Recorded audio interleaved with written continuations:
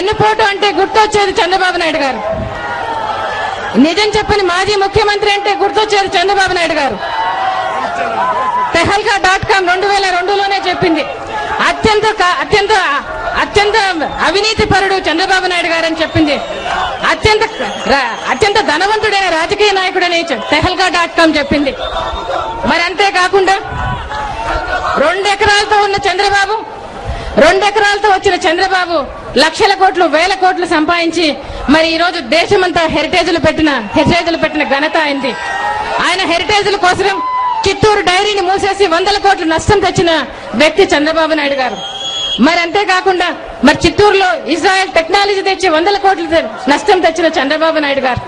మరి ఒక ఐఎంజీకి అయితే 850 ఎకరాలు, మరి 400 ఎకరాలు 25,000తో ఈ 450 ఎకరాలు మరి ఆ రోజు ఆపత్తున్న ముఖ్యమంత్రిగా 50,000తో ఆయన కంపెనీకి కట్టబెట్టడం జరిగింది. మరి ఎంఆర్ కైతే మరి 538 ఎకరాలు మరి హైదరాబాద్ లో నడి ఒడ్డున మరి ఉన్న వాళ్ళు కట్టుకోవటానికి ఇళ్లకు, మరి ఆ రోజు గోల్ఫ్ కోర్సు ఉన్న వాళ్ళు ఆడటానికి 538 ఎకరాలు 28 లక్షలతో ఇవ్వడం జరిగింది. మళ్ళీ ఎల్ఎన్టీకి 148 ఎకరాలు మరి 4,000తో ఇవ్వడం జరిగింది. మరి ఆ రోజు వాక్స్ వ్యాగన్ కు ఫ్రీగా ఇస్తానని చెప్పాడు ల్యాండ్. మరి అంతేకాకుండా రహేజా వాళ్లకు 110 ఎకరాలు ఇవ్వడం జరిగింది. ఇలా అందరికీ కూడా హైదరాబాద్ చుట్టుపక్కల మరి వేల కోట్లతో పోయేటివి మరి భూములన్నీ కట్టబెట్టడం జరిగింది. అంతే మరి ఈయన వ్యవస్థ, ప్రభుత్వ వ్యవస్థలన్నింటినీ రాష్ట్రంలో 54 ఇండస్ట్రీస్ అన్నింటినీ కూడా ఆ రోజు అమ్మేసి తనకు కావలసిన తెలుగు తమ్ముళ్ళకు కట్టబెట్టడం జరిగింది. మరి ఈ రోజు చూస్తే మరి కృష్ణపట్నం అయితే లాభాల్లో నడుస్తున్న కాకినాడ పోర్టును మరి తెలుగుదేశం తమ్ముళ్ళకు కట్టబెట్టడం జరిగింది. నిజాం పోర్టును మరి ఈ రోజు ఆ రోజు ఆయన స్టార్ట్ చేసి తెలుగుదేశం వాళ్ళకి ఇవ్వటం జరిగింది.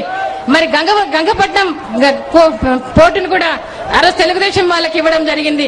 మరి ఈ విధంగా చూస్తే అన్ని కూడా ఒక రామోజీరావు అయితేనేం, ఒక నాగేశ్వరరావు అయితేనేం, ఒక సుజనా చౌదరి అయితేనేం, ఒక సీఎం రమేష్ అయితేనేం, ఒక సత్యం రామలింగరాజు అయితేనేం, ఇటువంటి వాళ్ళందరికీ కూడా లక్షల కోట్లు తోసి పెట్టడం జరిగింది చంద్రబాబు నాయుడు గారు.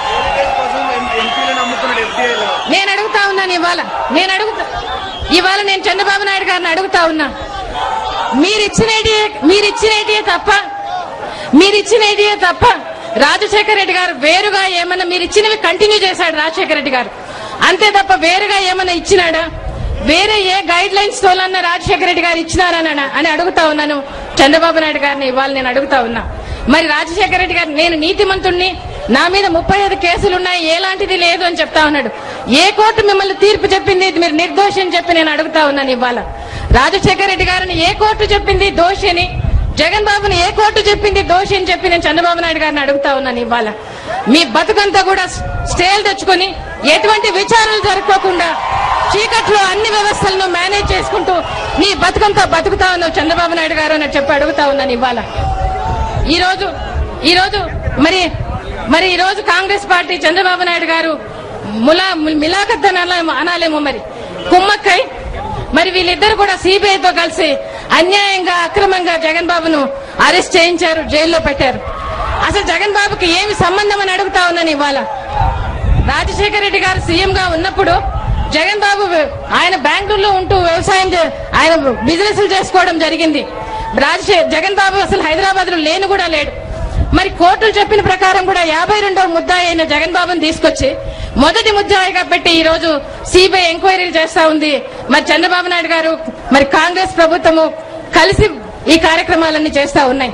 ఈ రోజు సిబిఐ మరి కేంద్రం చేతిలో కీలుబొమ్మని చెప్పి ఈ రోజు కూడా పేపర్లో రావడం జరిగింది.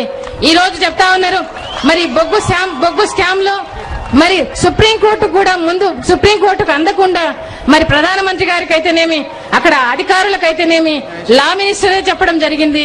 మరి ఈ రోజు ఆయన సిబిఐ డైరెక్టర్ చెప్పడం జరిగింది.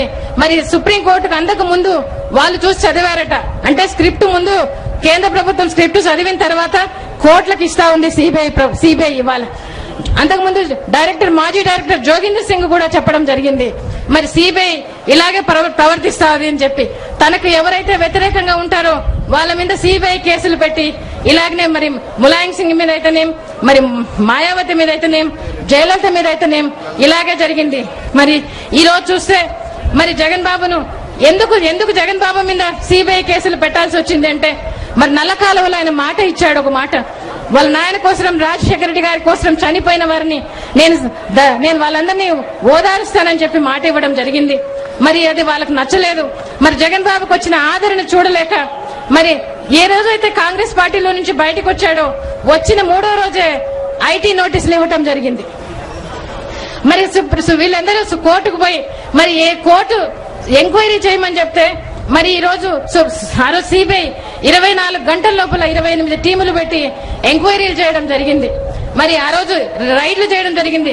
సాక్షి మీద అయితే 700 మంది ఒకేసారి వచ్చి రైడ్ చేయడం జరిగింది. జగన్ బాబు ఆస్తుల మీద, జగన్ బాబుకు సంబంధించిన వారందరి మీద కూడా చేయడం జరిగింది.